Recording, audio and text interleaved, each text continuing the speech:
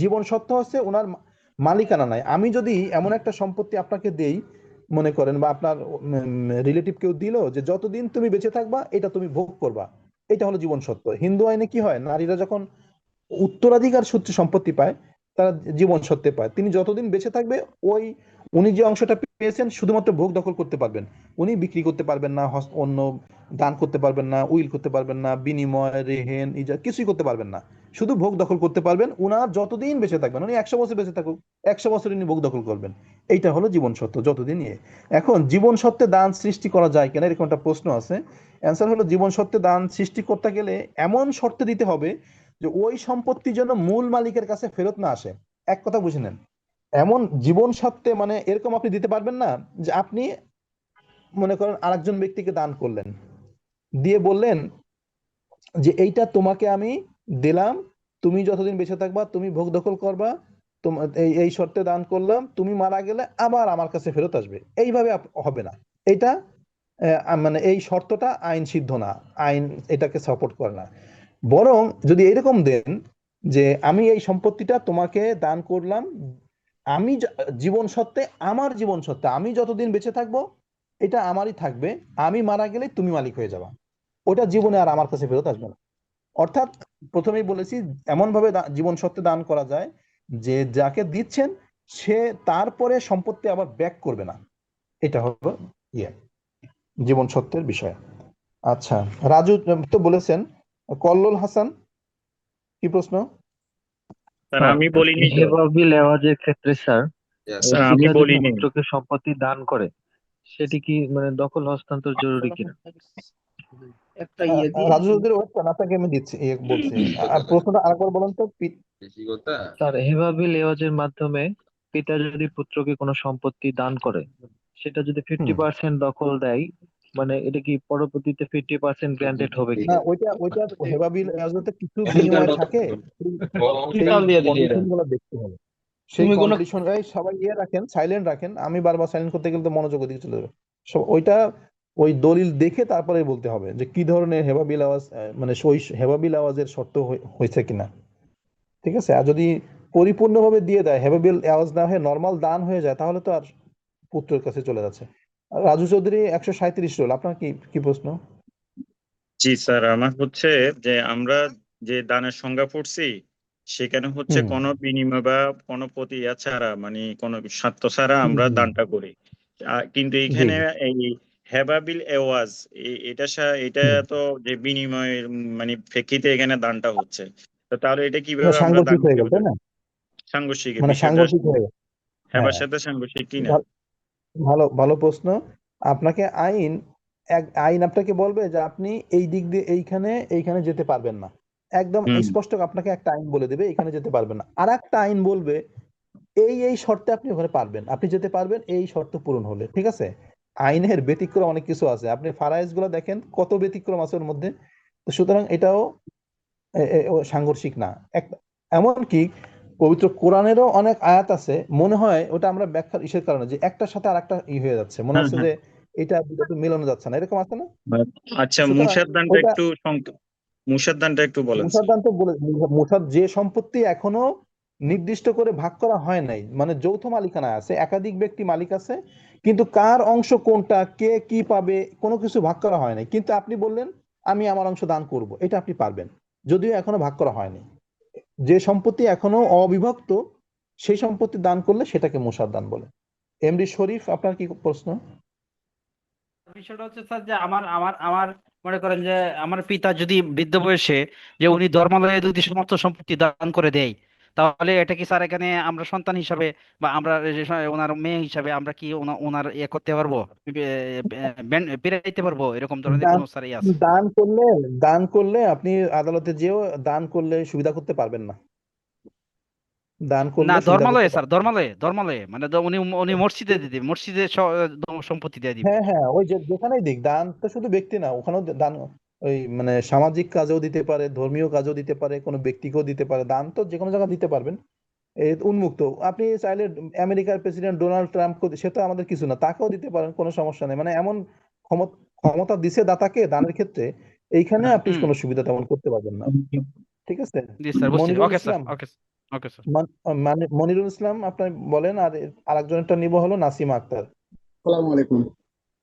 ওয়ালাইকুম আসসালাম। আমার প্রশ্ন হচ্ছে, যদি কোন ব্যক্তি মারা যায়, তার দুইটা মেয়ে, ছেলে মেয়ে, তো তার হ্যাঁ ভাই এবং বোন সম্পত্তির কিছু অংশ পায়, স্থাবর হ্যাঁ অস্থাবর। হ্যাঁ এই বিষয়টা কতটুকু পাবে তারা? স্থাবর কতটুকু পাবে, অস্থাবর কতটুকু পাবে, ভাই কতটুকু পাবে, বোন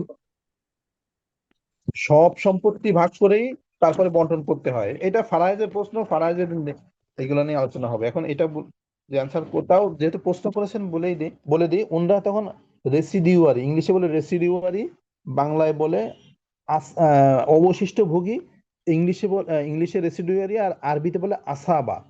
তিন তিন ভাষায় বলেছে, আসাবা, রেসিডিউয়ারি, আর হলো অবশিষ্ট ভোগী। তিনটা নাম আছে ওই যারা ভাই বোন এরা থাকে। কিন্তু সিঙ্গেল বোনরা কখনো কখনো শেয়ারার বা অংশীদার হয়, কখনো কখনো রেসিডিউয়ারি বা আসাবা হয়। যখন ভাই থাকে বোনরা আসাবা হয়, ভাই না থাকলে বোনরা নির্দিষ্ট অংশ পায়।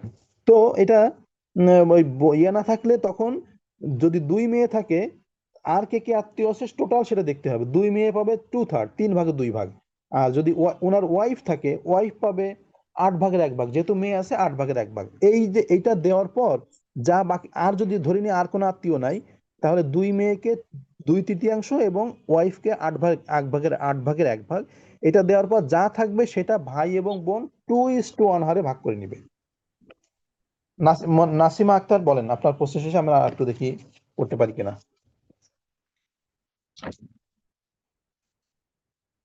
নাসিমা আক্তার কোনো প্রশ্ন আছে? জি না স্যার। আমার একটা প্রশ্ন ছিল স্যার। আসসালামু আলাইকুম স্যার। বলেন স্যার, আপনার স্যার, আবু আবু আবু আবু কাসেম, কাইসেম। জি বলেন স্যার। বলেন বলেন আহ, বলেন। মামার কাছ থেকে টাকা দিয়ে জমি ক্রয় করা হয়েছে, কিন্তু সরকারি খরচ কমানোর জন্য স্যার সেটা হেবা বিলে করা হয়েছে। আসলে এই দলিলের হ্যাঁ সমস্যা নেই, বৈধতা না সমস্যা নেই, কতটুকু? সমস্যা নাই না সমস্যা স্যার। নেই, জি ঠিক স্যার, আছে। এতটুকু স্যার। এবার খারাপ উদ্দেশ্যে তার ওইটা খারাপ উদ্দেশ্যে। আচ্ছা, আমাদের 10টা 6 বাজে এখন। আপনারা তো আছে, আপনারা বলেন, আর অন্য টপিকস ধরবো? আপনার ধৈর্য আছে? আমার ধৈর্য আছে, সমস্যা নেই। আপনাদের ধৈর্য আছে কিনা বলেন। জি তাহলে স্যার, আরো ধৈর্য আছে স্যার। ধরেন স্যার। স্যার ধরেন স্যার, ধরেন স্যার, আমরা আছি স্যার। যাক, খুশি হলাম যে আপনাদের স্পিড আছে। তাহলে একটু অফ করে দিয়ে তারপরে আমরা শুরু করি। আপনাদেরকে অফ করে দিলাম। আমরা আজকে একটা প্ল্যান ছিল আরো বেশি পড়াবো, দান উইল শেষ করলাম, অসুবিধা নাই। আমাদের সিলেবাস দেখায় মৃত্যুকালের ঘোষণাটা আজকে থাক। এটা আমরা ইয়ে দেখি, হিজানাত বা অভিভাবকত্বটা দেখি, অথবা ভরণ পোষণ। ভরণ পোষণটা দেখি, এটা সহজ বেশি। হিজানাতটা আমরা আগামী দিন দেখি। আজকে ভরণ পোষণ আর হিজানাত বা অভিভাবকত্ব আর ভরণ পোষণ, এই দুইটা বিষয় একদিন পড়ালেই ভালো হয়। দেখি আমি সংক্ষেপে দুইটা বিষয় শেষ করতে পারি কিনা। ভরণ পোষণ হলো কোনো ব্যক্তি যদি অন্য কোনো ব্যক্তির অন্ন, বস্ত্র, বাসস্থান ইত্যাদি দিতে বাধ্য থাকে। এই যে অন্ন, বস্ত্র, বাসস্থান, যে জিনিসগুলো দিতে বাধ্য থাকতেছে, এই জিনিসগুলাকেই ভরণ পোষণ বলতেছে। আমার ভাষায় বলে, পরে বইয়ের ভাষায় বলবো। তবে ভরণ পোষণ ব্যক্তি বিশেষে চেঞ্জ হয়, শুধু অন্ন, বস্ত্র, বাসস্থানই হয় না, অন্য অন্য বিষয়ে ভরণ পোষণ হতে পারে। একটা বাচ্চার খেলনাও ভরণ পোষণের মধ্যে অন্তর্ভুক্ত। তার পেন্সিল, কলম, বই, খাতা, এগুলো ভরণ পোষণের মধ্যে অন্তর্ভুক্ত। একজন মুরব্বীর জন্য বই, খাতা, কলম, পেন্সিল এগুলো অন্তর্ভুক্ত না। আবার একজন মুরব্বী তার ওষুধপত্র, ডাক্তার, এইসব তার ভরণ পোষণের মধ্যে অন্তর্ভুক্ত। এরকম ব্যক্তি বিশেষে চেঞ্জ হয়। অর্থাৎ কোনো ব্যক্তি যদি অন্য ব্যক্তির জীবন চালানোর জন্য যে জিনিসগুলা দিতে বাধ্য, সেই জিনিসগুলাই হলো ভরণ পোষণ। আরবিতে বলে নাফাকা। বইয়ের ভাষা কি আছে এবার দেখি। ভরণ পোষণ নির্দিষ্ট কোনো সংজ্ঞা নেই। আচ্ছা, নির্দিষ্ট সংজ্ঞা না থাকলে আপনারা খুশি হবেন। আমি তো ক্লাসেও বলি, যেখানেই দেখবেন নির্দিষ্ট সংজ্ঞা নাই, আপনারা অনেক খুশি হয়ে যাবেন। সংজ্ঞা নাই মানে আপনারা স্বাধীন, আপনারা যা লিখবেন সেটাই সঠিক। আগে তো আমরা ভয় পেতাম যে হায় হায়, এটা নির্দিষ্ট সংজ্ঞা নাই, সংজ্ঞা থাকলে কত ভালো হতো, আমরা সহজে পেয়ে যেতাম। কিন্তু এখন মনে হয় যে না, সংজ্ঞা নাই, আমাকে উন্মুক্ত করে করে দিছে। এইটা হতে পারি, উন্মুক্ত করে দিছে। গরম পানি দাও।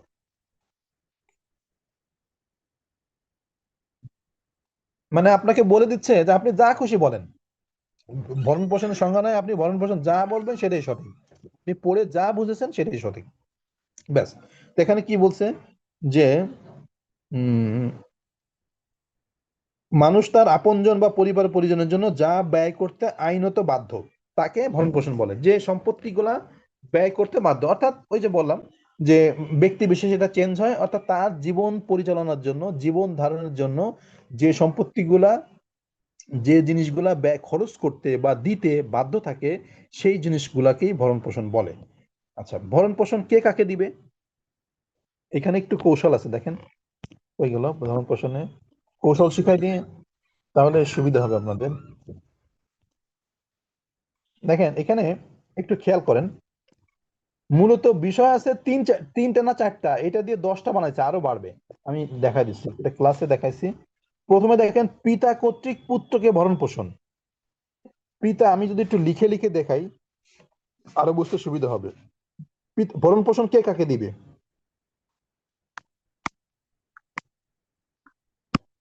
কে কাকে দিবে? আচ্ছা, পিতা দিবে পুত্রকে, ঠিক আছে, পিতা দিবে পুত্রকে। এরপর লিখলাম মাতা দিবে, আপনার এই যে এইখানে এইটুক তাকায়েন না, এইটুক কেউ দেখেন না, আমার লেখা দিকে দেখেন, এটা এটা এটা দেখার দরকার নাই। মাতা দিবে পুত্রকে, আমি শর্তগুলো বলতেছি। তারপরে দাদা দিবে পুত্রকে, নাতিকে।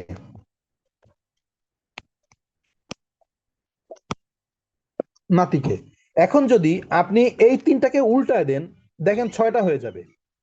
এখানে বলেছি পিতা দিবে পুত্রকে ভরণ পোষণ, মাতা দিবে পুত্রকে ভরণ পোষণ, শর্ত আছে, শর্তগুলো আমি একটু পরে বলতেছি। দাদা দিবে নাতিকে ভরণ পোষণ, 3টা হয়ে গেল। আপনি যদি উল্টায় দেন, যেমন এই এটা এটা 1 নাম্বার, এটা 2,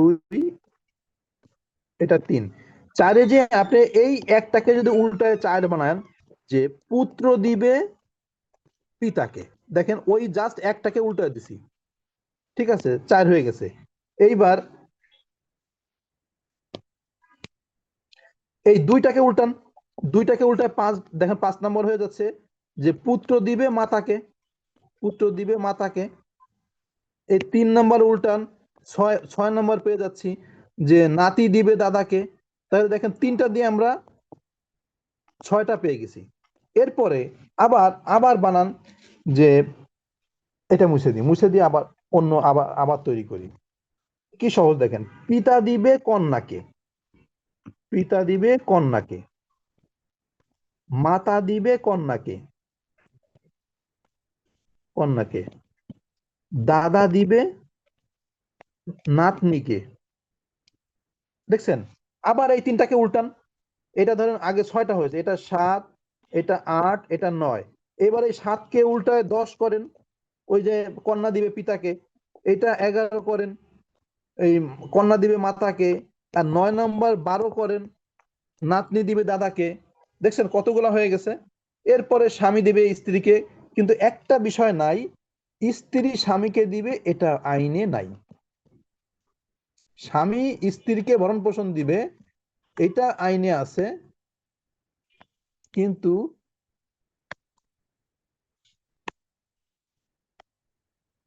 স্ত্রী স্বামীকে ভরণ পোষণ দিবে এটা নাই, এটা নাই। স্বামী দিতে বাধ্য, স্ত্রী 5 কোটি টাকার মালিক, স্বামী গরিব, স্ত্রী ভরণ পোষণ দিতে বাধ্য না। আইন বলছে যে না, স্ত্রী বাধ্য না, সে যদি মন চায় দিবে, না চাইলে দিবে না, ঠিক আছে। এরপরে অন্য অন্য আত্মীয়, যদি আপনার অধীনে অন্য আত্মীয় থাকে, যে যার কেউ নাই, আপনার ভাই আছে, আপনার বোন আছে, আপনার হয়তো বাবা নাই, তখন কিন্তু আপনার ভাই বোনকেও আপনি বড় ভরণ পোষণ দিতে বাধ্য। আপনার ভাতিজা আছে, তার বাবা নাই, আপনি বাধ্য। আপনার ভাতিজি আছে, তারপরে এরকম অন্য অন্য আত্মীয় স্বজন, আপনার যে অন্য আরো দূরের আত্মীয় আপনার অধীনে আছে, তাকেও ভরণ পোষণ দিতে বাধ্য। তাহলে এই হয়ে গেল। এখন শর্তগুলা বলি। শর্ত হলো, আমরা এখানে এখানে এখন দেখেন আমি এখানে 10টা, আমি কিন্তু আরো বেশি বানাইছি। ওই যে 10টা না 11টা লিখে এরপরে ওই স্বামী দিবে স্ত্রীকে, তারপরে ওই আত্মীয় স্বজন অন্য অন্য দূরের আত্মীয়কে দিবে, এরকম আরো বেড়ে গেছে। সুতরাং এর চেয়ে ওখানে আরো বাড়ছে। এইখানে পিতা দিবে পুত্রকে, এটা শর্ত হলো পিতাকে স্বাবলম্বী হতে হবে এবং পুত্র যতদিন সাবালক হবে ততদিন তিনি বাধ্য। পুত্র সাবালক হওয়ার পরে পিতা বাধ্য না। তখন পুত্র আদালতে ক্লেম করতে পারবে না যে আমাকে ভরণ পোষণ দিচ্ছে না। সাবালক হয়ে গেলে সে নিজে ইনকাম করবে, এটাই আইন বলতেছে। অর্থাৎ পুত্র, পিতা যদি সাবালক হয়, সরি, হ্যাঁ সাবালক তো হতে হবে, যদি অর্থবিত্তের মালিক হয়, মানে তিনি আর্থিকভাবে স্বাবলম্বী হন, তাহলে তিনি দিবেন পুত্রকে। আর পুত্র যতদিন নাবালক থাকবে ততদিন, সে সাবালক হয়ে গেলে আর দিবে না। শেষ। মাতা, পিতা থাকলে মাতার কোনো দায়িত্ব নাই। পিতা থাকলে মাতার কোনো দায়িত্ব নাই, পিতাই দিবে। যদি পিতা না থাকে তখন মাতার দায়িত্ব আসে, তিনি পুত্রকে দিবে ওই একই শর্তে। পিতা যে শর্ত ছিল, পিতা না থাকলে ওই শর্তেই মাতা দিবে, যে মাতা স্বাবলম্বী আছে এবং পুত্র নাবালক, এই অবস্থায় মাতা দিবে। বুঝলেন? পিতা কন্যাকে, এটা ওই একই সিস্টেম, পুত্রের মতন এটাও একই সিস্টেম, দাদা টাদা সব একই সিস্টেম। আবার পুত্র কন্যা, এখানে দেখেন দুইটাকে একটা করা হয়েছে, এখানে কিন্তু দুইটা আছে, পুত্র কন্যা কিন্তু দুইটা, এটা দিয়ে আপনি দুইটা বানাতে পারবেন। এইটা হলো, এইখানে শর্ত আছে যে পুত্র কন্যা যদি এমন হয় যে পিতা বুড়া হয়ে গেছে, পিতা মাতা দুইজন সব একসাথে বলি, পিতা বা মাতা ওনারা বৃদ্ধ হয়ে গেছেন, ওনাদের ইনকাম নাই, তখন পুত্র, প্রথমে সিরিয়াল পুত্র, তিনি দিতে বাধ্য। শর্ত হলো পুত্রকে স্বাবলম্বী হতে হবে, তাহলেই ইয়ে ইয়ে বাধ্য, তিনি পিতামাতাকে ভরণ পোষণ দিতে বাধ্য। পুত্র যদি না থাকে, পুত্র থাকলে কন্যার কোনো দায়িত্ব নাই, পুত্র না থাকলে তখন কন্যার দায়িত্ব। শর্ত হলো ওইটা যে কন্যাকে স্বাবলম্বী হতে হবে। এরকম দাদা নাতির ক্ষেত্রে একই সিস্টেম, সব ক্ষেত্রে একই সিস্টেম। একটা শুধু ব্যতিক্রম আছে, এই যে কই গেল, এই স্বামী ভদ্রলোক, উনি উনি স্বাবলম্বী না হলেও দিতে বাধ্য। এটা হলো ব্যতিক্রম। উনি স্বাবলম্বী না হলেও স্ত্রীকে ভরণ পোষণ দিতেই হবে। তাহলে বিয়ে করছেন কেন? যদি স্বাবলম্বী না হন তাহলে তো বিয়ে করার দরকার ছিল না। উনি বিয়ে করছেন মানে ওনাকে দিতেই হবে। এই হলো ভরণ পোষণ সংক্রান্ত প্রশ্ন। আশা করি যা বলেছি এর মধ্যে অনেক কিছু আছে, আপনারা বাকিটা একা একা পারবেন। এখন এইখানে আরেকটা প্রশ্ন দেখেন আছে, যে এই যে এটা, যে স্ত্রী স্বামীর নিকট থেকে পৃথক বসবাস করে, পৃথক মানে দূরে অবস্থান করে, স্বামীর কাছে থাকে না, তিনি কি ভরণ পোষণের জন্য স্বামীকে বাধ্য করতে পারবেন? বা তিনি কি, প্রশ্ন যেরকম আসে, তিনি কি ভরণ পোষণ পাওয়ার অধিকারী, অথবা তিনি কি ভরণ পোষণ পাবেন? যে কোনো ভাষায় আসতে পারে, আপনারা প্রশ্ন বুঝতে পারবেন। এখানে নর্মাল মানে আইন হলো না, যদি স্ত্রী স্বামীর থেকে দূরে থাকে, কোনো কারণ নাই, বাবার বাড়ি থাকে, অন্য কোথাও থাকে, বাসা ভাড়া নিয়ে স্বামীর কাছে থাকে না, তাহলে সেই স্বামী ভরণ পোষণ দিতে বাধ্য না। তবে তবে আছে, যদি স্ত্রী দেখাতে পারে যে তিনি যে দূরে থাকেন তার পর্যাপ্ত কারণ আছে, তাহলে তিনি হাজবেন্ড দূরে থাকলেও, মানে ওয়াইফ হাজবেন্ড থেকে দূরে থাকলেও হাজবেন্ড ভরণ পোষণ দিতে বাধ্য। আর কন্যারা দূরে থাকলে, ছেলে দূরে থাকলে, মেয়ে দূরে থাকলে, ওটা দূরে থাকা যেখানে থাক, অবিবাহিত থাকলে তাদেরকে দিতেই হবে, নাবালক অবস্থায় তাদের ভরণ পোষণ দিতেই হবে। কন্যা যেখানেই থাকুক, পুত্র যেখানেই থাকুক, যতদিন পুত্র সাবালক না হবে এবং কন্যার বিবাহ না হবে, ততদিন পিতা যদি জীবিত থাকেন, স্বাবলম্বী থাকেন, তিনি ভরণ পোষণ দিতে বাধ্য। পুত্র কন্যা যেখানে বসবাস করে করুক, কোনো সমস্যা নেই। শুধুমাত্র স্ত্রীর ক্ষেত্রে হলো এটা, যে স্ত্রী যদি বিনা কারণে স্বামীর কাছে না থাকে তাহলে তিনি ভরণ পোষণ পাবেন না। কিন্তু যদি যথেষ্ট কারণ থাকে, যে তিনি অত্যাচার করেন, খারাপ আচরণ, নিষ্ঠুর আচরণ করেন, ওনার কাছে থাকা যায় না, মানে এরকম যদি হয়, প্রমাণ করতে পারলে তিনি ভরণ পোষণ পাবেন, স্বামী তখন ভরণ পোষণ দিতে বাধ্য। এইভাবে লিখতে হবে।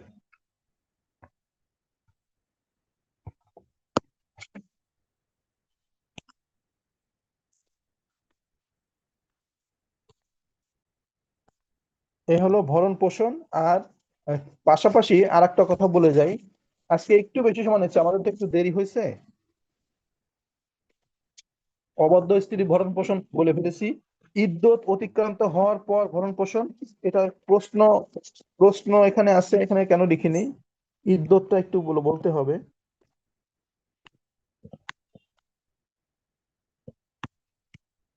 ইদ্যতটা হলো কোনো নারীর যখন হাজবেন্ড মারা যায় অথবা ডিভোর্স হয়, মারা যায় অথবা হাজবেন্ড যখন মৃত,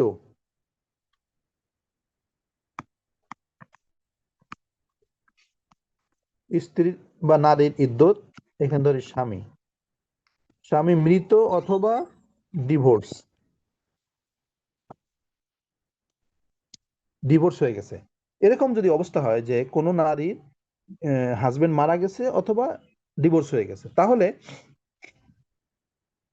যে সময় পর্যন্ত ওই নারী পুনরায় বিবাহ করতে না পারবেন, যে সময় অতিক্রান্ত হওয়ার আগে বিবাহ করতে পারবেন না, এই সময়টা হলো ইদ্যৎকালীন, এই সময়টাকে ইদ্যৎকালীন সময় বলে।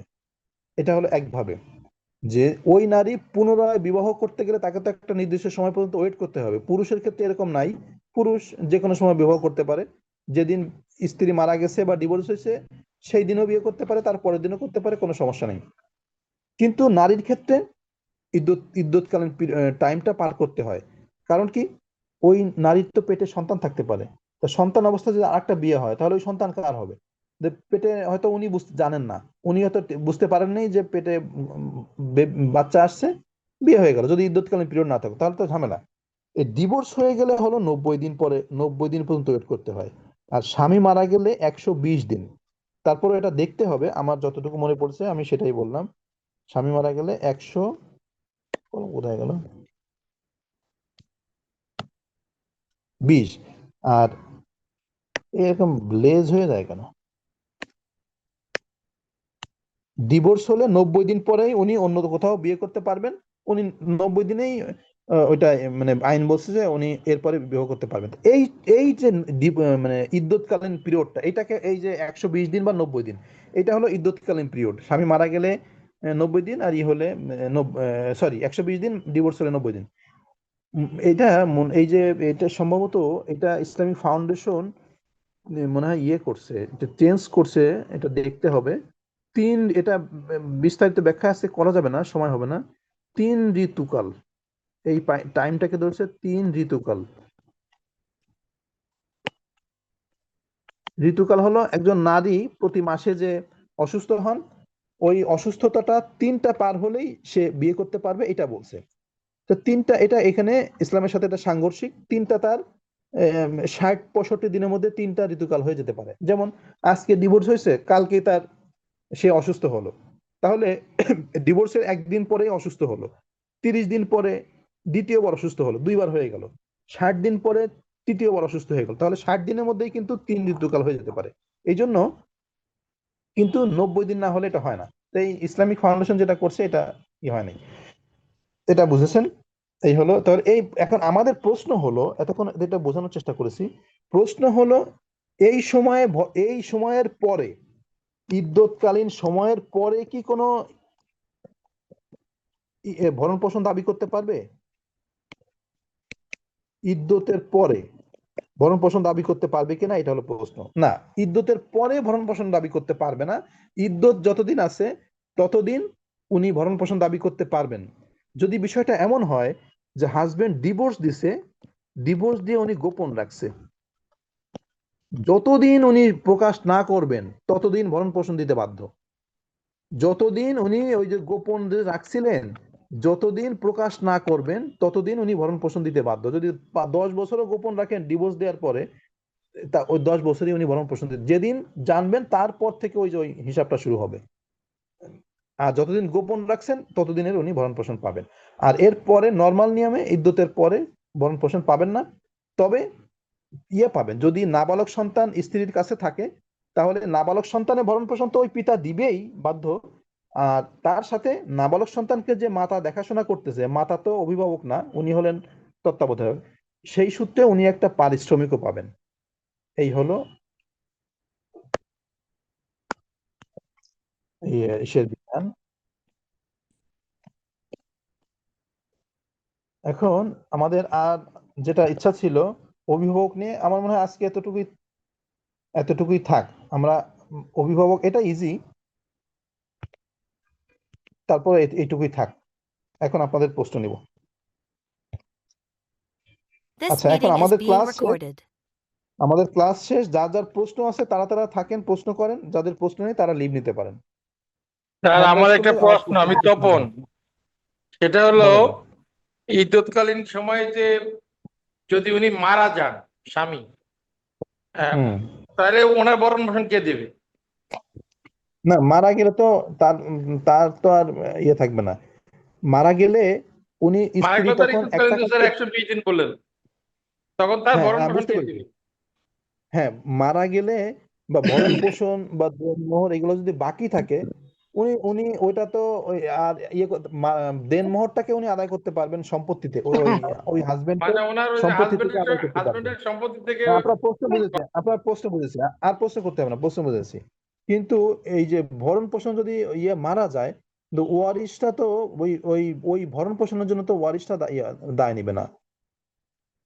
ঠিক আছে, এটা শুধুমাত্র দেনমোহরের ক্ষেত্রে ওয়াইফ তার হাজবেন্ডের সম্পত্তি আটক রাখতে পারবে, কিন্তু ও যখনই তার অন্যান্য ওয়ারিশটা যদি পরিশোধ করে তাহলে সে সম্পত্তি উনি ছেড়ে দিবেন। এখন ইদ্যতেরটা যদি ইদ্যতেরটা এটা হতে পারে, আমার এটা ক্লিয়ার জানা নেই যে আটক রাখতে পারবে।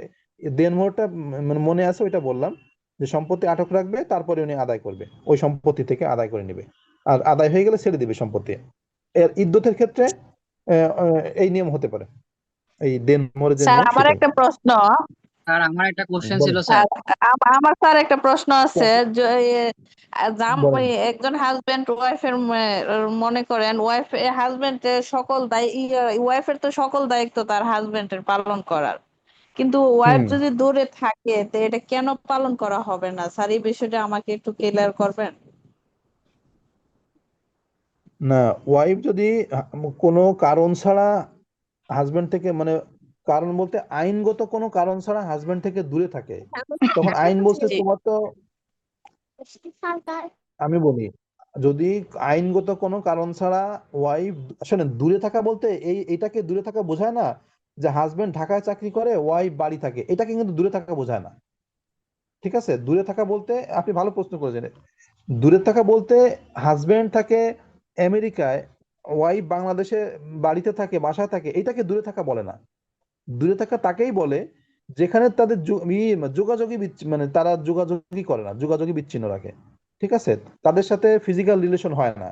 ওই যে হাজবেন্ড যে ঢাকায় থাকে সে তো বাড়িতে গেলে তার সঙ্গে থাকবে, কিন্তু যদি এমন হয় না যে ওয়াইফ তার সঙ্গেই থাকে না, কিন্তু কোনো বৈধ কারণ নাই, যদি বৈধ কারণ থাকে তাহলে তো হাজবেন্ড ভরণ পোষণ দিতে বাধ্য। আর যদি বৈধ কারণ না থাকে, যে না আমার ভালো, আমার একে পছন্দ না, হাজবেন্ডকে পছন্দ না, বা অন্য যে কোনো কারণে উনি, মানে যেগুলো আইন সাপোর্ট করে, আইন অনুমোদিত কারণ না, এমন সব কারণে যদি হাজবেন্ড থেকে দূরে থাকে, তার সাথে একসাথে বসবাস না করে, তাহলে উনি ভরণ পোষণ থেকে বঞ্চিত হবে। আর যদি তিনি কারণ দেখাতে পারেন তাহলে বঞ্চিত হবে না। মাহমুদুল হাসান, কি প্রশ্ন আছে? না, উনি তো হ্যান্ড রেজ করেনি। স্যার একটা প্রশ্ন ছিল স্যার, স্যার বলেন স্যার আমার একটা বলেন। স্যার কোশ্চেন ছিল এখানে স্যার। স্যার এই যে বলছেন যে যে স্ত্রী স্বামীকে ভরণ পোষণ দিতে হবে না, এটা আইনি আছে, কিন্তু স্যার আমরা দেখতেছি ইসলাম ইতিহাসে যে আমরা নবী করিম সাল্লাল্লাহু আলাইহি ওয়াসাল্লাম যখন এই যে বিবি খাদিজাকে বিয়ে করলেন, তখন তো স্যার বিবি খাদিজাই ওনার ওনার আমাদের নবী করিম সাল্লাল্লাহু আলাইহি ওয়াসাল্লামের ভরণ পোষণ এবং ব্যবসা বাণিজ্য যা আছে আর্থিক ফাইন্যান্সিয়াল বিষয়গুলো দেখাশোনা করতেন। তাহলে সেখান থেকে আমরা সুন্নতি অনুযায়ী স্যার মুসলিম হানাফি নিয়ম অনুযায়ী এটাকে স্যার আমরা অনুসরণ করতে পারি কিনা? হ্যাঁ, তা তো পারেন। শোনেন, ওখানে তো হযরত খাদিজাকে তো ইসলাম রাসূল সাল্লাল্লাহু আলাইহি ওয়াসাল্লাম বাধ্য করে নাই যে তুমি আমাকে ই করো, উনি স্বইচ্ছায় দিয়েছেন। যদি স্ত্রী স্বইচ্ছায় দেয় সেখানে তো কারো কিছু বলার নাই, সেখানে না বরং তার তো নেকি হবে। যদি হাজবেন্ড গরিব, ওয়াইফ যদি তাকে সাপোর্ট দেয়, তাহলে তো তারও মানে আরো নেকি হচ্ছে, ভালো সওয়াব হচ্ছে।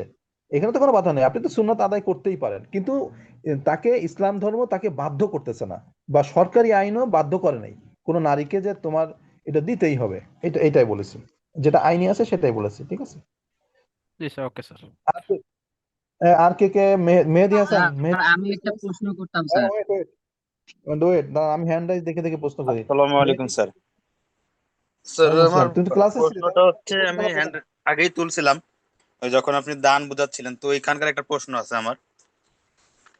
এটা হচ্ছে এই যে আওয়াজ বদল যেটা বলছেন যে এখানে কখন দান প্রত্যাহার করা যায় না, এখানে একটা পয়েন্ট আছে যে হুম, আওয়াজ বদল হলে, তাহলে আওয়াজ বদলটা হুম, এটা যদি মৌখিক হয় এই এবং আচ্ছা। আওয়াজ বদলের একটা অংশ যে ব্যক্তির, তিনি যদি তার অংশ বিক্রি করে দেয় কোথাও, এই ক্ষেত্রে স্যার এটার প্রতিকার হ্যাঁ, কি?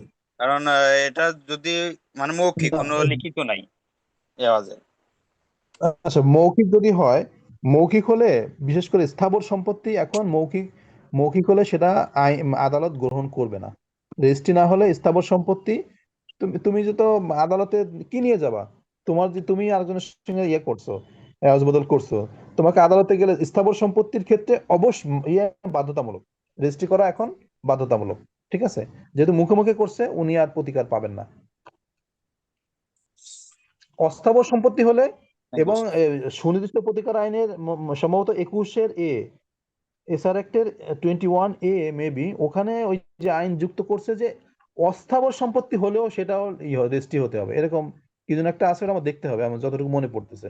স্থাবর তো রেজিস্ট্রি হতেই হবে। আপনারা সবাই যে কজন আগে প্রশ্ন করেছেন তারাই হাত হাত তুলে বসে আছেন, বাকিদের প্রশ্ন নাই নাকি অন্যদের প্রশ্ন শুনে হয়ে যাচ্ছে? স্যার স্যার আমি আমার প্রশ্ন একটা করার সুযোগই পাচ্ছি না স্যার। হ্যান্ড রাইজ না স্যার করলে কেউ তো আমি সুযোগ কিভাবে দেবো? হ্যান্ড রাইজ জি না স্যার আসসালামু করলে আলাইকুম। স্যার হ্যান্ড রাইজ বলেন, করছি স্যার, আপনার তো আমি নাম, অনেক। আপনার এখানে স্যার আমি নাম শো মুক্তাদির করতেছে না, ইমাম। নাম শো না স্যার করলে আমার কি করে বুঝবে? হ্যাঁ, আপনি নাম, স্যার আমার আগে একটা নাম কোশ্চেন শো আমি করেন। কি প্রশ্ন প্রশ্নটা করবো? হ্যাঁ, কি প্রশ্ন? স্যার আমার একটা স্যার ক্লাসের বাইরে একটা কোশ্চেন ছিল স্যার। আমি হচ্ছে স্যার এইবার মানে নতুন ভর্তি হয়েছি স্যার। তো স্যার হ্যাঁ, নতুন হিসেবে স্যার মানে বিষয়টা একটু এলোমেলো লাগতেছে, যদি একটু ক্লিয়ার করতেন স্যার। মানে আমরা স্যার মানে সংক্ষেপে কতটুকু বলছি, পড়বো সংক্ষেপে। আর হ্যাঁ, স্যার কতটুকু পড়তে পড়তে হবে, বা হচ্ছে স্যার মুসলিম আইনের মানে কোথা থেকে শুরু করতেছেন স্যার, এইটু একটু এলোমেলো লাগতেছে স্যার। মানে আমরা যারা স্যার নতুন ভর্তি হয়েছি তাদের জন্য স্যার যদি একটু ক্লিয়ার করতেন স্যার। আচ্ছা, মুসলিম আইনে তো আমরা প্রাথমিক বিষয়গুলো গত গত ক্লাসে আলোচনা করেছি, ঠিক আছে? প্রাথমিক বিষয়গুলো আমরা গত ক্লাসে আলোচনা করেছি। আর পরের থেকে আমরা এই যে আজকে প্রশ্নের অ্যান্সার তো শেষ হয় নাই, আমার কথাটা তো শেষ করতে দেন। আমরা প্রাথমিক বিষয়গুলো আলোচনা করা হয়ে গেছে, এইগুলা রেকর্ড দিব, আগেই বলেছি আবারও বলি, রেকর্ড এই বন্ধ পাইছি একদিন, ওই দিন বসে বসে সব ঠিক করব। যারা সংশ্লিষ্ট মানে তারা পেয়ে যাবেন।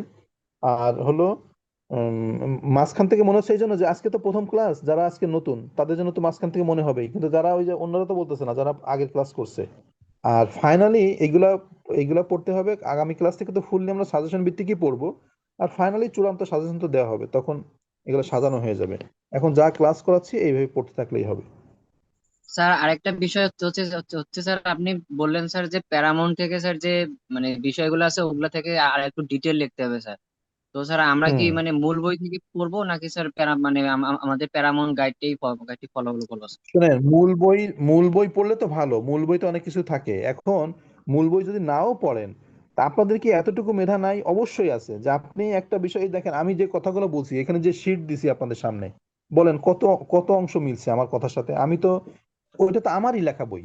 এখন আমি আলোচনা করতে যাচ্ছি, আমার বইয়ের সাথে মিলতেছে না, মানে আমি আরো অন্যান্য বিষয় বলতেছি। তা আপনারা এটা পড়ে মূল বেসিকটা মাথায় নিয়ে আপনাদের মতো করে সুন্দর করে লিখে আসবেন। আর যদি এমন হয় কখনো যে না, এই প্রশ্নে আর কিছু লেখার নাই, আর লিখতেই পারতেছি না, তখন কৌশল হলো আপনি তখন দিবেন, ক খ দিয়ে উদাহরণ দেওয়া শুরু করবেন। মনে করি ক এরকম, খ কে এই অমুক সম্পত্তি দান করেছে, এই যে দান উইল বা খ কে তার সম্পত্তির 3/1 1/3 বেশি দান করেছে, তা এইভাবে দিয়ে জাস্ট শুরু করবেন।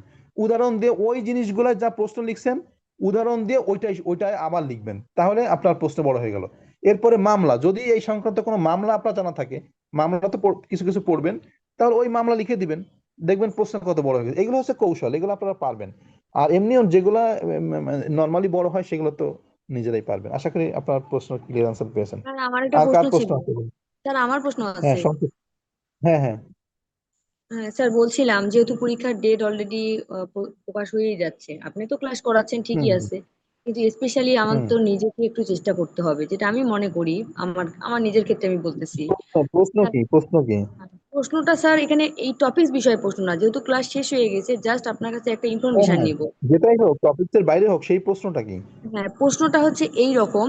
সেটা হচ্ছে স্যার, এখন এইটুকু সময়ের মধ্যে যেহেতু আমি এতদিন কিছুতেই পড়াশোনা করতে পারিনি, এখন এই অল্প সময়ের হুম, মধ্যে কিভাবে গুছাই নিব স্যার? কারণ আমি এটাই একটু তালগোল পাকায় যাচ্ছি, মানে আমি বুঝতে পারতেছি না যে ওকে, মানে যেভাবে। ওকে, বুঝতে স্যার। পেরেছি। হ্যাঁ, হ্যাঁ। বুঝতে পেরেছি। এখন বিষয়টা হলো, অনেকের এই যে প্রশ্ন করা হয়েছে, অনেকেরই এই প্রশ্ন যে সময় এখন অনেক কম। তা আমি তো প্রথমেই বলেছি যে আপনাদের সব টেনশন তো আমি নিয়ে নিছি, আপনারা টেনশন কেন করতেছেন? আপনারা এক এক সাবজেক্টে প্রশ্ন পড়বেন, হলো 7টা থেকে 8টা প্রশ্ন পড়বেন। তা হুম। 7টা 8টা প্রশ্ন পড়তে কয়দিন লাগবে বলেন? এটা তো বেশি সময় লাগবে না। আপনার শুধুই ভয় পেয়ে লাভ নাই। আপনি দেখেন, পরীক্ষার পরীক্ষার মানে 1 সপ্তাহ আগে মানে পরীক্ষা শুরু হওয়ার 8-10 দিন আগে আমাকে বলেন যে না স্যার, আমার আমার প্রস্তুতি সম্পন্ন হয় নাই। পরীক্ষা শুরু হওয়ার 10 দিন আগে আমাকে তখন বললেন যে আমার প্রস্তুতি হয় নাই, এতদিন পর্যন্ত আমাকে সময় দেন, অন্তত 1 মাস সময় দেন। এই প্রশ্নগুলো যাদের মাথায় থাকতেই পারে, আপনাদের জায়গায় আমি থাকলে আমিও এই প্রশ্ন করতাম যে এখন কি করব, সময় তো বেশি নাই, আপনি আর 1 মাস আমাকে সময় দেন। শোনেন, আর আগামী 1 মাস আপনারা ওয়েট করেন, যদি আমি সুস্থ থাকি দেখেন, এরপরে আপনাদের তেমন এই নিয়ে টেনশন থাকবে না, প্রশ্ন ইনশাল্লাহ থাকবে না। ফার্স্ট ইয়ার তো, ফাইনাল ইয়ার হলে আমি চিন্তিত থাকতাম, আপনাদের নিয়ে আমি কোনো টেনশনই নেই, বরং ফাইনালের ওদের ফর্ম ফিল আপের ডেট দিয়েছে ওইটা নিয়ে আমি চিন্তিত, কারণ ওদের ক্লাস শুরু করছি মাত্র গত 2 সপ্তাহ, মানে জাস্ট 4টা ক্লাস নিয়েছি। এখন ওদেরটা নিয়ে একটু, যেহেতু ওদের তো ধারা বেশি, ডিটেলস পড়াতে হচ্ছে। আপনাদের তো ধারা নাই, যে আজকে পড়াচ্ছি কোনো ধারা নাই, কোনো ধারা আলোচনা করতেছে, ওখানে একটা ধারার সাথে আরেকটা ধারা সাংঘর্ষিক আছে, এইগুলো তো খুঁটে খুঁটে বোঝাতে হয়, যখন আপনারা উঠবেন ফাইনালে তখন বুঝবেন। এখন এইটা নিয়ে আপনার কোনো টেনশন করেন না। নেক্সট আর কি প্রশ্ন আছে কার? স্যার স্যার বলেন। ডিভোর্স হলে যে 90 দিনের কথা বললেন, বা স্বামী মারা গেলে 120 দিন, এটা মাস না হয়ে দিন হলো কেন স্যার? মানে মাস দেওয়া যাবে না, তাই তো? 3 মাস, আপনি মাস দিলে 3 মাস আর 4 মাস ধরেন, 3 মাসে 90 দিন, 3 মাস ওদিকে 120 দিন, মানে 4 মাস। 90 দিন মারা গেলে হাসবেন্ড, বেশি ভালো হয়, সেটা জানতে চাচ্ছি। ওইটা মাস হয় কি, কোন মাস আছে 28-এর লিপিয়ার, 28, 29, 30, 31, বিভিন্ন ধরনের মাস আছে, তো তো একই কাছাকাছি, হয়তো 2-3 দিন এদিক সেদিক হবে, ঠিক আছে, এর বেশি এদিক সেদিক হবে না। এখন আইন যেভাবে বলে আমাদের সেইভাবেই করতে হবে, মানতে হবে। আরিফুর রনি, আপনার কি প্রশ্ন? স্যার আমার একটা কোশ্চেন ছিল। আরিফুর রনি কি প্রশ্ন? রাজু, আপনি একটু ওয়েট করেন। ওয়ালাইকুম আসসালাম, স্যার বলেন। আমি আরিফুর রনি, আমি 2টা প্রশ্ন করতে যাচ্ছি। প্রথম প্রশ্নটা হচ্ছে, আমি তো কিছু টাকা দিয়ে ভর্তি হয়েছি, সম্পূর্ণ টাকা পরিশোধ করি নাই। এখন আমি সম্পূর্ণ টাকা পরিশোধ করব কিভাবে? আর এটা কি সম্পূর্ণ মানে কোন ইয়াতে টাকাটা পরিশোধ করব? আর আমি রেকর্ড ক্লাসগুলো কোথায় পাবো? এটা হলো প্রথম প্রশ্ন। আর দ্বিতীয় প্রশ্নটা হচ্ছে, স্যার আপনি তো আইন বিজ্ঞান শেষ করছেন, আইন বিজ্ঞান থেকে আমি একটা নোট করতে চাচ্ছি, হ্যান্ড নোট। আইন বিজ্ঞানের কোন কোন প্রশ্নগুলো নোট করব, এটার কি কোনো ইয়া দিছেন কিনা, সাজেশন ও দিছেন আচ্ছা, কিনা? হ্যাঁ, এটা গ্রুপে দিয়েছি, দেখি আবার দিব। আপনার গ্রুপে দিয়েছিলাম, চুক্তি আইন, টর্ট আইনও, চুক্তি আইনও করেছি, দেখি কিছু করেছি, এটা ফাইনাল না, প্রাথমিকভাবে এটা দিব। আর মানে স্যার আমি আর নোট করে রাখতাম, নিজে আর একটা দ্বিতীয়, খাতায় নোট করতাম সিরিয়ালি পড়ার আচ্ছা, জন্য আর কি, ওইটা বেশি করে। গ্রুপে দিয়ে দিলে সবাই পেয়ে যাবেন, গ্রুপে ওই আগে দেওয়া ছিল, ওইটা আবার আবার ইয়ে করলে আবার পাবেন। প্রথম যে প্রশ্ন করেছিলেন, এই প্রশ্ন না করলেই ভালো হতো। আপনারা তো একবার টাকা দিছেন, আবার বলতেছেন কোথায় টাকা দেবো, এটা কি, এটার অর্থ কি? টাকা তো একবার দিছেন, তাহলে যা যেটা বাকি আছে স্যার ওইখানেই দিবেন, আমি যেখানে আগে পুরো টাকা দিয়েছেন দেই সেখানেই নাই, দিবেন। মানে পুরো টাকা দেই হ্যাঁ, নাই ঠিক আর আছে। কি। মানে আপনার প্রশ্নে আরো কয়েকজন এরকম প্রশ্ন করে, যে ফোন দিয়ে, স্যার টাকা কোন নাম্বারে দিব। কি আশ্চর্য, টাকা তো একবার দিছেন, তা আবার কেন প্রশ্ন করতেছেন? এবং আপনি সেই নাম্বারেই ফোন দিচ্ছেন, ফোন দিয়ে বলতেছেন কোন নাম্বার টাকা দিব। এটা করে আমার জন্য এটা হয়ে যায়, বার্ডেন হয়ে যায়, কারণ আমার 3 ব্যাচে 500-র উপর স্টুডেন্ট আছে। আপনারা যদি একটা ফোন দেন আমার জন্য 500, আজকে মিনিমাম 500-র উপর ফোন আসছে। আজকে আমি হাসপাতালে ছিলাম, ছোট বোন হাসপাতালে, হাসপাতালে বসে আমি 15 জনকে ভর্তি করছি, হাসপাতালের মধ্যে বসে। তাহলে কি পরিমাণ ফোন রিসিভ করছি, কতগুলা। তারপরে অফিস, কলেজে ক্লাস নিয়েছি যতক্ষণ, 1 ঘন্টা, মানে 48টা জনে ফোন আর মেসেজ দিয়েছেন ওই ক্লাস, মানে 45 মিনিটের ক্লাসে। এইভাবে আমার চলতেছে। তো সুতরাং আপনাদের সহযোগিতা লাগবে, যে নাম্বারে দিছেন, এই যে নাম্বারে গ্রুপ করা, এই একই নাম্বারে দিলে হবে। অথবা যাদের কাছে প্যারামাউন্ট বই আছে, সবচেয়ে প্রথমে যে নাম্বার আছে সেটা সেটা হলো আমার কাছে থাকে। এটা আপনাদের সহযোগিতা চাই, এই বিষয়ে ফোন না দিলে ভালো হবে। আচ্ছা, এরপরে রাজু চৌধুরী, আপনার কি কথা ছিল বলেন। স্যার একটা কথা ছিল স্যার, আমি আছি, স্যার আমি একটা কথা আছি, আমি বলতে আছি, ছিল স্যার। আমি আসি। রাজু চৌধুরী বলেন, আমি আসি। আপনাদের যাদের প্রশ্ন শেষ হয়ে যায় তারা করেন, স্যার লিখ নেন। যারা আমি কথা বলি, সেটা হচ্ছে যে এই কোন স্ত্রীকে যখন স্বামী তালাক দেয় বা মারা যায়, তো ইদ্যৎকালীন শেষ না হওয়ার আগে যদি তার বিয়ে হয়ে যায়, সেক্ষেত্রে বিয়েটা কি বৈধ হবে? না, না, না, হবে না, হবে না। এটা গভর্নমেন্ট আইন বলেন বা ধর্মীয় আইন বলেন, কোনো আইনেই এটা সাপোর্ট করবে না। এটা করলে সেটা, সেই বিবাহ বৈধ হবে না। এটা বিয়ের কোন প্রকারের মধ্যে পড়বে? এটা এটা মেবি অনিয়মিত, ইররেগুলার এসে পড়তে, আমরা ওটা দেখতে, আবার দেখে বলতে হবে। তবে আচ্ছা, বৈধ আচ্ছা। বৈধ বিবাহের মধ্যে এটা পড়বে না, এটা স্যার হয়ে যাবে। মানে কখন এটা মানে বৈধ হিসেবে রূপ লাভ করবে? স্যার একটু কথা ছিল স্যার। অনিয়ম, ওয়েট, অনিয়মিত বিবাহকে বৈধ করা, যদি এটা দেখতে হবে অনিয়মিত ভিতরে পড়লে ইরেগুলারটাকে রেগুলার করা যায়, বৈধ করা যায়, কিন্তু যদি যদি অবৈধ হয় তাহলে তার সুযোগ থাকবে না। এটা বিবাহ চ্যাপ্টারের দিন দেখবো। একই প্রশ্ন বলেন, শফিকুল ইসলাম বলেন, চাঁদপুর। হ্যাঁ স্যার আসসালামু না, স্যার আসসালামু আলাইকুম। ওয়ালাইকুম আসসালাম। লিখছেন তো চাঁদপুর লিখছেন কেন? আপনার বাড়ি কি চাঁদপুর না? লিখছেন স্যার চাঁদপুর। ওইটা হ্যাঁ স্যার ওইটা আমার স্পেলিং ভুল হয়েছে, এই ডিটা পাস করছি। আচ্ছা, ওকে, বলেন বলেন বলেন। স্যার আমার প্রশ্ন হচ্ছে স্যার আমি আসলে ওই বাংলা মিডিয়ামে অভ্যস্ত না, আমরা ইংলিশে আপনি তো বলুন আবার প্রশ্ন বড় করে লেখার বিষয়, মার্কসের বিষয় আছে না, ইংলিশে তো আচ্ছা, কম দেখে অভ্যস্ত। ওকে ঠিক আছে ওকে ওকে, ঠিক আছে। শোনেন শোনেন, বুঝেছি। প্রশ্ন আপনারা একটু করলে বুঝি, কারণ এই প্রশ্ন তো সারা জীবন অ্যান্সার দিয়েই যাচ্ছে, বিগত সারা জীবন না, বিগত 15-16 বছর। যারা ইংলিশে লিখবেন তাদের জন্য সুখবর হলো, কি ব্যাপার, কিছু কিছু নাম্বার যে হয় না, মিউট হয় না, কারণ কি?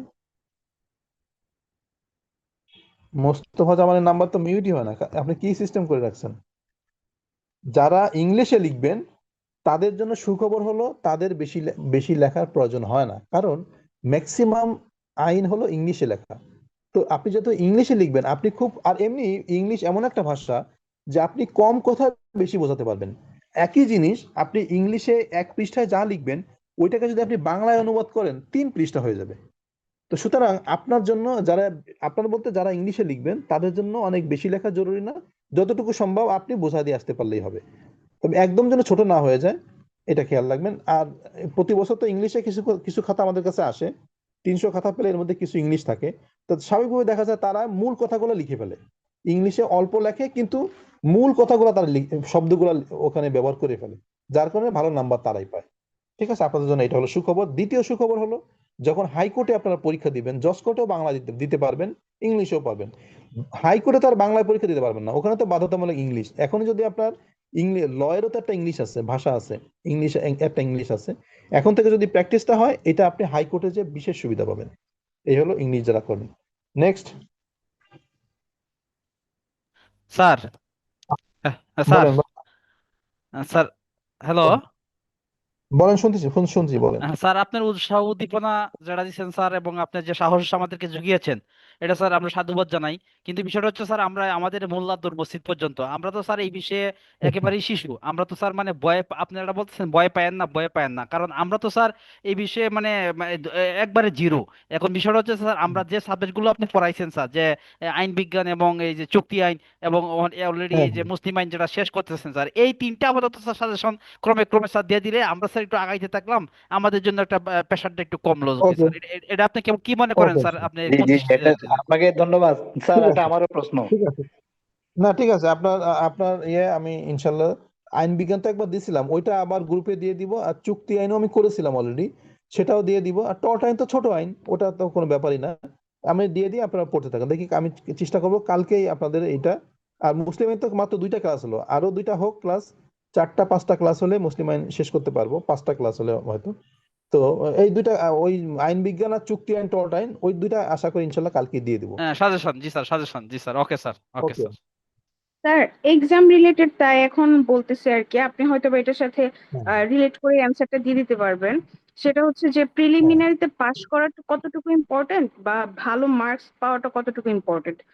দেখা গেল আমি হয়তো বা এখন পরীক্ষা দিলে পাসটা হয়তো বা করতে পারবো, বাট হচ্ছে যে এক্সপেক্টেড রেজাল্টটা এখন করা পসিবল না। তো সেক্ষেত্রে কি আমার এখন এক্সামটা কি দেওয়া উচিত নাকি হচ্ছে যেটা পরে দেওয়া উচিত? দিন কি ওই যে আমার Dhaka law college, college law college কোনটা? হ্যালো, জি জি স্যার। ল কলেজ কোনটা? Dhaka law college. জি স্যার। ওই যে আমাকে মেসেজ দিয়েছিল না, লম্বা মেসেজ, তুমি দিছো? জি জি জি স্যার। ওকে, আচ্ছা, ঠিক সরি আছে, স্যার বুঝতে আপনাকে পেরেছি। অনেক বিরক্ত করার আমি, জন্য, কিন্তু এটা না আমার না না, জানা আমি খুব আমি ইম্পর্টেন্ট। আচ্ছা, আমি ভুলে গেছি, তুমি কালকে এক সময় ফোন দিও, আমি তোমার বিষয়ে পরামর্শ দিব। এটা তো এক্সেপশনাল, এটা পরামর্শ আলাদা দিব, ঠিক। আর যে কমন প্রশ্ন করেছো সেটা হলো যে এটা কতটুকু জরুরি। ফার্স্ট ইয়ারের 1 নাম্বারও আপনাদের ফাইনাল ইয়ারে যাবে না। আপনি যদি এইখানে 700-র মধ্যে 700 পান, জাস্ট আপনার মানসিক প্রশান্তি যে আমি ফার্স্ট ইয়ারে ভালো করেছি, এইটা। আর দ্বিতীয় হলো, যারা ভালো করবেন তারা একটু একটু পড়তে তো হবে, পড়লে এটা ভিত্তিটা তৈরি হবে। এই 2টা হলো মানে পজিটিভ। এছাড়া ফার্স্ট ইয়ারের ম্যাক্সিমাম সাবজেক্ট আপনার সারা জীবন কাজে লাগে না। আপনার শ্রম আইন সারা জীবন কয়জনে কাজে লাগবে? আপনার আইন বিজ্ঞান, চুক্তি আইন, টর্ট আইন জীবনে কয়জনে কাজে লাগবে বলেন? সংবিধান জীবনে কয়জনে কাজে লাগবে? রাজস্ব আইন, যারা ট্যাক্স দেয় না তাদের জীবনে কয়দিন জীবনে কাজে লাগবে? এরকম ফার্স্ট ইয়ারের সাবজেক্টগুলো এরকম ম্যাক্সিমামই মানে ম্যাক্সিমাম লোকের সারা জীবন কাজে লাগে না, এবং এই 1 নম্বরও আপনার ফাইনালে যাবে না। সুতরাং আপনি যদি এখানে প্রত্যেক সাবজেক্টে 80-90 করে পেয়ে যান, আপনার একাডেমিক কোনো হবে না, মানে এই কোনো বেনিফিট আপনি পাবেন না। তবে ওই যে মানসিক প্রশান্তিটা পাওয়া যাবে, যে হ্যাঁ আমি ওখানে ভালো করেছি। আর দ্বিতীয় হলো ভালো ভালো পড়লে ভিত্তিটা মজবুত হয়, পরের দিকে এটা আইন পড়তে বা রেজাল্টে একটু সহায়তা করে, মানসিকভাবে জোর থাকে, সহায়তা করে। এই আমার মনে হয় বোঝাতে পেরেছি। এটা thank you just so pass much করলেই স্যার, হবে, এটা just thank you pass so much. করলেই হবে। পাস করে ফাইনাল ইয়ারটা ভালো করে পড়বেন, কম হয়ে যাবে ইনশাল্লাহ। এই জন্য তো বলছি আপনারা টেনশন করতেছেন শুধু শুধু। আপনি কোন রকম ফাইনাল সেকেন্ড ক্লাস বা থার্ড ক্লাস যাই পান, এটা তো আপনার বার কাউন্সিল পৃথিবীর কেউ জানবে না কোনোদিন।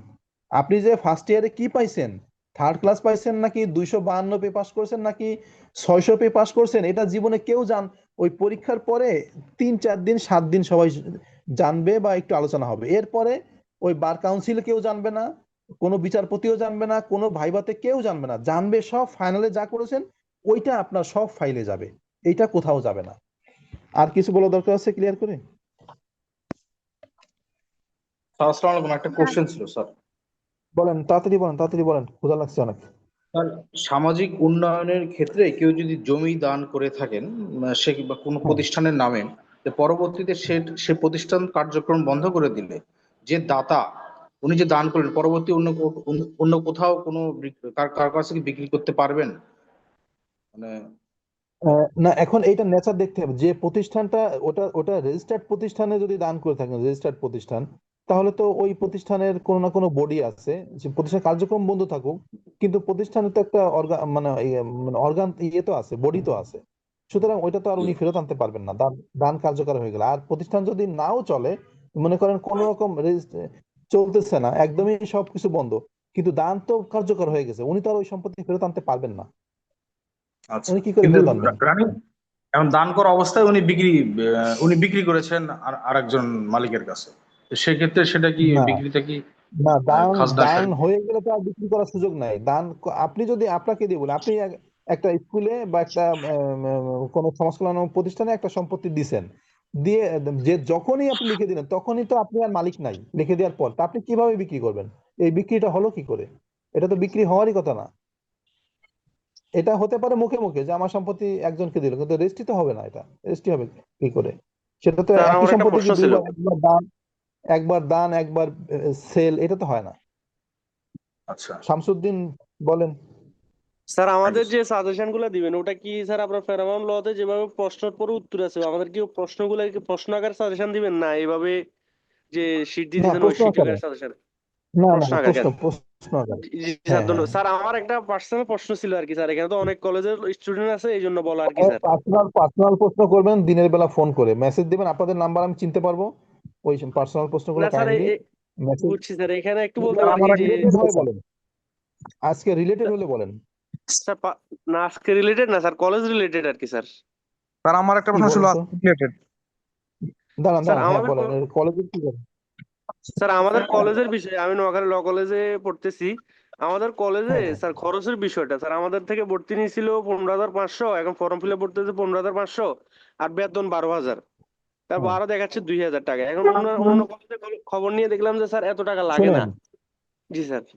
না না না, শোনেন, আমি তো আজকে কলেজ থেকে এসে জাস্ট মানে ড্রেসও চেঞ্জ করার সুযোগ পাইনি, আপনাদের ক্লাসে বসে গেছি।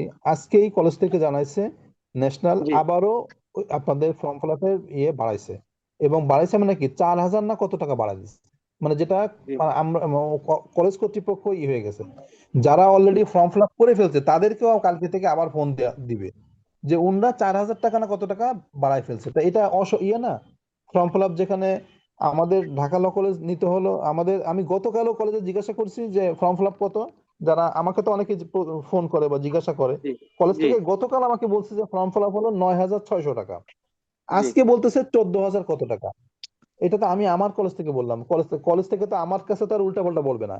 তাই জি না? স্যার। আপনাদের স্যার স্টুডেন্টদের না বলতে স্যার হবে। তাহলে আমাদের যারা 9,000 দিয়ে ফর্ম ফিল আপ করছে ওদের কি হবে, আবার করতে হবে? আবারও কলেজ ফোন দিবে, বাকি টাকা দেওয়া লাগবে, কারণ ন্যাশনাল যেহেতু সার্কুলার দিছে, ওই টাকা ন্যাশনালে একদম ব্যাংক ড্রাফট না করলে ওনারা ফর্ম ফিল আপই কি করবে না, অ্যাকসেপ্ট করবে না। আপনাদের জন্য যেটা ধার্য করছে সেটা ব্যাংক ড্রাফট করার পরেই তো ওনারা অ্যাকসেপ্ট করবে, নাহলে তো ওনারা স্যার ওই একবার তো ফর্ম ফিল আপ করলো 9,000 নিয়ে, এখন তাহলে কিভাবে নিবে, আবার আলাদা 4,000 নিবে? আবারও ফোন করে আবার টাকা নিয়ে রিসিপ্ট দিবে। 14,000 বলছে টোটাল। 14,000। তো সুতরাং আর আর ইয়ে শামসুদ্দিন যেটা বলছেন, নোয়াখালী কলেজ, নোয়াখালী তো সাইফুল আছে, ও তো আমার সঙ্গে যোগাযোগ রাখে। আচ্ছা, নোয়াখালী বিষয়টা হলো সারা বাংলাদেশের সব কলেজ একই নীতিতে চলবে না, প্রত্যেকটা কলেজের খরচ, তাদের খরচ বা তাদের ইয়েতে, এটা তো আমরা সঠিক জানি না। তো নর্মালি ঢাকার চেয়ে মফস্বলের খরচ একটু মানে মফস্বল বলতে ঢাকার বাইরে যেগুলো আছে, তাদের তো খরচ একটু কম হওয়ার কথা, একটু কম নেওয়ার কথা।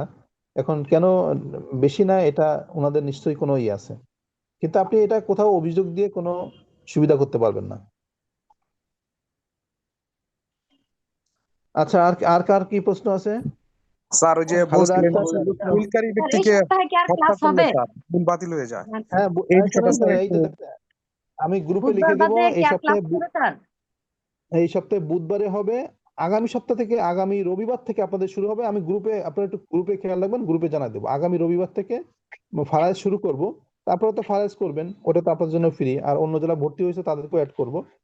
তো রবিবার স্যার থেকে আবার তাহলে যারা আগে ফর্ম ফিল আপ করছে সোমবার বুধবার রেগুলার ক্লাস চলবে, রবিবার মঙ্গলবার ফারাইজ ক্লাস। আগামী সপ্তাহ থেকে এই সপ্তাহে শুধুমাত্র বুধবারে ক্লাস আছে। আর যারা ফর্ম ফিল আপ করছে এই নিয়ে আর কোনো প্রশ্ন করার দরকার নেই, ওটা কলেজের সাথে বুঝতে হবে, কলেজ ফোন দিবে, কলেজের সাথে বুঝতে হবে। স্যার এই কে সাপোর্ট দিচ্ছেন? সাপোর্ট দিচ্ছেন কি আবার? ফারাবি কোনো ইয়ে আছে, প্রশ্ন আছে? আপনি জি বলেন। স্যার, প্রশ্ন ছিল স্যার একটা। এই যে স্যার একটু বলেন। আগে পড়লাম স্যার, উইলকারী ব্যক্তিকে মানে যে উইল করে আর কি, উইল দাতা, তাকে হত্যা করলে উইল বাতিল হয়ে যায়। আসলে স্যার এই বিষয়টা রাইট, কিভাবে, মানে এটা কি স্যার আইনগতভাবে প্রমাণিত হলে এইটা আদালতে হচ্ছে তারপর বাতিল হয়ে যায়, উইল অটোমেটিক বাতিল হয়ে যায়, নাকি এটার জন্য আবার আবেদন করতে হয় বাতিল করতে? না, ওই ওই উইল কার্যকর হবে না, ওইটা কার্যকর করা যাবে না, কারণ উইল তো কার্যকর হয় দাতার মৃত্যুর পর।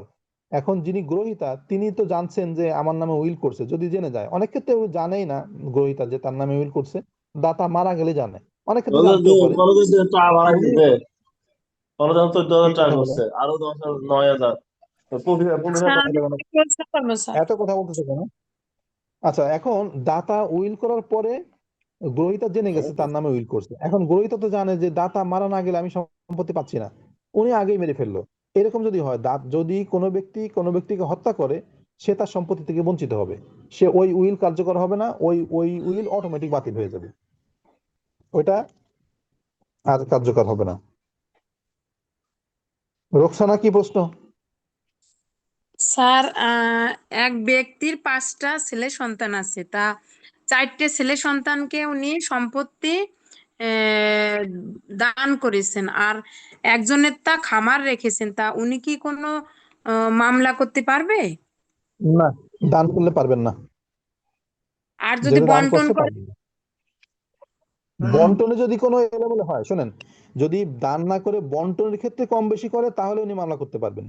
যদি দান না করে বন্টনের ক্ষেত্রে এমনি বন্টন করে দিল, সেক্ষেত্রে উনি মামলা করতে পারবেন, দান করলে পারবেন না। স্যার অসৎ উদ্দেশ্যে কি উইল করা যাবে স্যার, খারাপ উদ্দেশ্যে? না, এটা একটা ওই যে বিধান আছে যে অসৎ উদ্দেশ্য বা পরিবারের অন্যান্য ওয়ারিসদের ক্ষতি, এটা উচিত, এটা করা ঠিক না। এখন এটা করা ঠিক না, এখন বিষয়টা হলো আপনি প্রমাণ করবেন কি করে যে ওনার যে অসৎ উদ্দেশ্য উনি করছে, এটা আপনি প্রমাণ করা তো কঠিন হয়ে যায়। বন্টন করে তাকে মামলা করে। স্যার আর ভরণ কি পোষণের আর প্রশ্ন আছে কার? স্যার আমার একটা প্রশ্ন ছিল স্যার, বলেন, তাড়াতাড়ি বলেন, তাড়াতাড়ি। ভরণ পোষণের পারিশ্রমিকটা কিভাবে নির্ধারণ হবে স্যার? ভরণ পোষণের পারিশ্রমিক আচ্ছা, ভরণ পোষণের পারিশ্রমিক হলো এটা যিনি দিবেন তার যোগ্যতার, তার আয়, এটা আদালত তার বিস্তারিত সব জেনে আদালত সিদ্ধান্ত দিবে। তার একজন রিক্সা চালক, ভ্যান চালক, উনি হয়তো ডিভোর্স হয়েছে, উনি তার ওয়াইফকে কি মাসে লাখ লাখ টাকা ভরণ পোষণ দিতে পারবেন নাকি? পারবেন না। কিন্তু একজন এমবিবিএস ডাক্তার, ইঞ্জিনিয়ার, ওনাদের তো বেশি হবে, ওনারা ওই স্ট্যাটাস দেখবে, তার সামাজিক মর্যাদা, তার ইনকাম, এইসবের উপরে। এখানে কোনো নির্দিষ্ট আইন কোনো ফিগার বেঁধে দেয় নাই যে এত টাকা হতে হবে। এখানে আদালত বা ম্যাজিস্ট্রেট উনি ওই সব বিষয়াদি ওনার দেখে, ওনার যাবতীয় সবকিছু, সামাজিক অবস্থা, ওনার মানে অর্থনৈতিক অবস্থা, অন্যান্য সব অবস্থা দেখে আদালত সিদ্ধান্ত দিবে এত হবে। আবার যাকে দিচ্ছেন, যে মহিলা, উনারও মর্যাদা দেখবেন যে উনিও কোন স্ট্যান্ডার্ড বা কোন স্ট্যাটাসের মানুষ, এই সবকিছু মিলায়েই করবে। দুই দুই পক্ষে মিলিয়ে তারপরে নির্ধারণ করবে, কিন্তু আইনে কোনো নির্দিষ্ট ফিগার ফিক্সড করা নাই। ধন্যবাদ স্যার। আজকে কি প্রশ্ন শেষ হবে না? স্যার আমার একটা প্রশ্ন আছে স্যার। বলেন তাহলে। স্যার বলেন। আমাদের তো দুইটা ব্যাচের একসাথে পরীক্ষা হবে, এখন যে সাজেশনটা আপনি দিবেন এটা কোন ব্যাচের জন্য প্রযোজ্য হবে স্যার? এখন আপনাদের এই পরীক্ষাটা মূলত 23-24 যারা, ওদের সাজেশনটাই কার্যকর হবে, ওদেরটাকেই মূল ধরে আপনাদের 24-25 যারা, আর 25-26 যারা আছেন ওনারা নিজেদেরকে এখন 24-25 মনে করবেন। যারা 25-26 আছেন তারা মনে মনে নিজেদেরকে 24-25 মনে করেন, কারণ ওই আলোকেই প্রশ্নগুলো হবে। আমরা 1 বছর এগিয়ে ঠিক গেছি। আছে? স্যার আমার হ্যাঁ, লাস্ট একটা প্রশ্ন তারপর ছিল। তো স্যার বলেন। স্যার আপনার কাছে একটা বিষয়ে স্যার পরামর্শ নেওয়ার ছিল স্যার। আগামীকালকে কোন সময় ফোন দিব স্যার? 10টা, সকাল 10টা থেকে 12টা হলে সবচেয়ে ভালো হয়। সকাল আচ্ছা স্যার, ঠিক সবার আছে। উদ্দেশ্যে এটা বলা, সকাল 10টা থেকে 12টা, না ঠিক পেলে আছে, মেসেজ দিন। ধন্যবাদ স্যার। মিটিং বন্ধ করে থাকি। আর আমার লাস্ট স্যার একটা কথা স্যার। ইনকাম ট্যাক্স ম্যাথ করাবেন কিনা স্যার? আবার বলেন। ইনকাম ট্যাক্স ম্যাথ কি করাবেন স্যার? রাজস্ব না, আইনের ওটা ম্যাথ। ওটা তো বাধ্যতামূলক না, ওটা বাধ্যতামূলক না, যেহেতু ওটা আমরা ওই ঝামেলা যাব না। ওটা আপনার প্রশ্ন ঠিক আছে। লিখে চলে আসবে। আর যারা এখানে তো আপনাদের এই বেশে অনেকে আইটিপি আছেন, আইটিপি যারা আছেন তারা অঙ্ক করবেন, অথবা যারা আইটিপি না কিন্তু কমার্স ব্যাকগ্রাউন্ডের, তারা অঙ্ক করবেন, তারা করে আসবেন। অঙ্ক করলে সময় কম লাগে, নাম্বার বেশি হয়, এটা সুবিধা পাবেন। আর যারা আইটিপি না বা কমার্স ব্যাকগ্রাউন্ড না, অথবা অঙ্ক শেখেন নাই, তারা প্রশ্ন লিখবেন, কোনো সমস্যা নেই। স্যার আর কি প্রশ্ন বলেন। স্যার আমাদের যে বিষয়গুলো শেষ, স্যার মুশফিক, আপনার কথা বুঝিনি।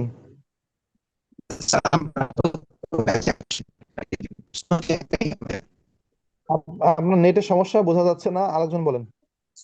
স্যার আমার একটা প্রশ্ন আমি ছিল লাস্ট স্যার, একটা কথা বলবো। বলেন, তাড়াতাড়ি বলেন, শেষ করি আমরা। স্যার হচ্ছে যে স্যার কমন আমাদের যে যে ক্লাসগুলো প্রশ্নগুলো শেষ হয়েছে, আসছে, তো সেগুলা হচ্ছে যে হ্যাঁ, লিখে একটা পিডিএফ আকারে যদি গ্রুপে পিন করে রাখেন, তাহলে মনে হয় যে রিপিটেড কোশ্চেন গুলা হতো না। এবং এই কোশ্চেন অনেক ক্লাসে বারবার শুনতেছে এটা। আপনার তো প্রশ্ন নয়, আপনি পরামর্শ দিচ্ছেন কেন? প্রশ্ন করেন, আমাকে তাড়াতাড়ি রক্ষা করেন। আমি বললাম না আমার ক্ষুধা লাগছে, সেই সকাল ভোরে বেরোইছি, ওই যে বোনের অপারেশন হয়েছে, সে হাসপাতালে গেছি, সেইখান থেকেই দৌড়াদৌড়ি শুরু হয়েছে, এখন পর্যন্ত দৌড়ের উপরে আছি। জি স্যার, শেষ করে দেন স্যার। স্যার আমার আচ্ছা, আর সর্বশেষ যদি কথা স্যার। কি বলেন, আপনার কথা তো স্যার বুঝতে আমাদের পারবেন। যে বিষয়গুলো শেষ হয়েছে স্যার, ওগুলো প্রশ্ন আকারে সাজেশনটা দিলে তাহলে স্যার আমরা পড়ে আগাইতে পারতাম আর কি স্যার।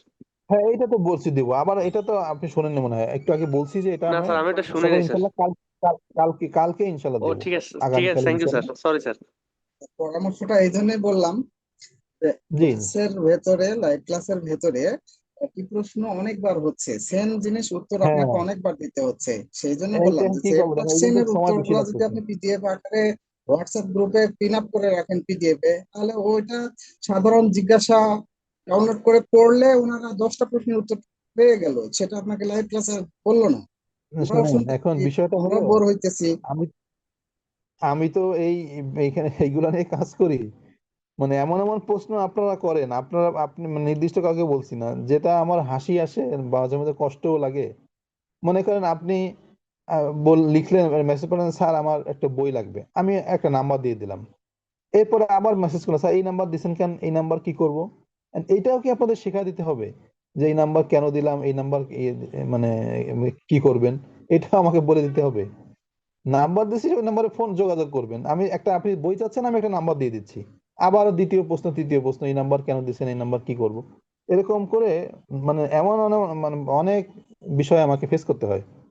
এটাই ওটাই যদি লিখিত থাকে যে স্যার ওই আপনারা ওই বিষয়টা হলো স্যার, নাম্বারে প্রথম স্যার ক্লাসে টাকা দিবেন, এইভাবে বই ওয়েট প্রথম ক্লাসে বলেছে আপনারা হবে অনেকে তো পরে জয়েন করেছেন, আপনারা তো ওইটা শোনেননি।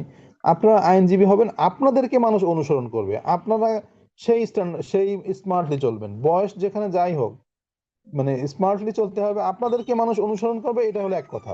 যে আপনি